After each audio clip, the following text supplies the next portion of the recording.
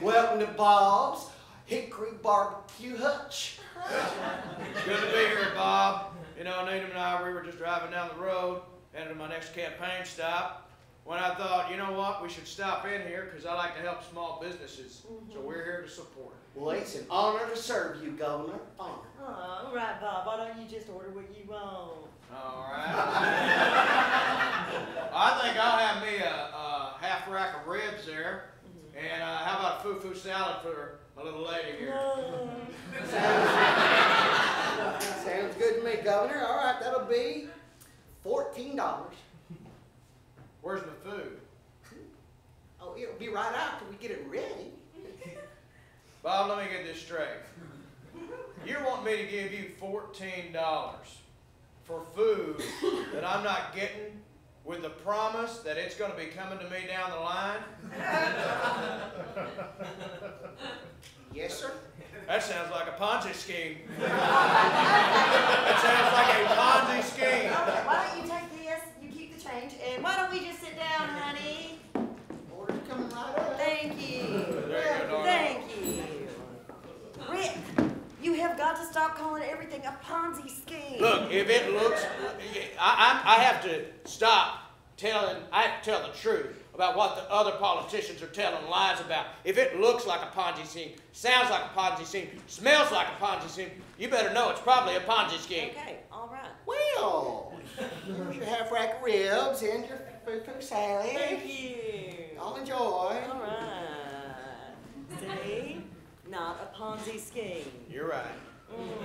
Now you better hurry and eat up. We got a lot of campaign stops today, and you're going to need that energy to burn later. What did you just say? I said, pack it in, because you got to burn it later.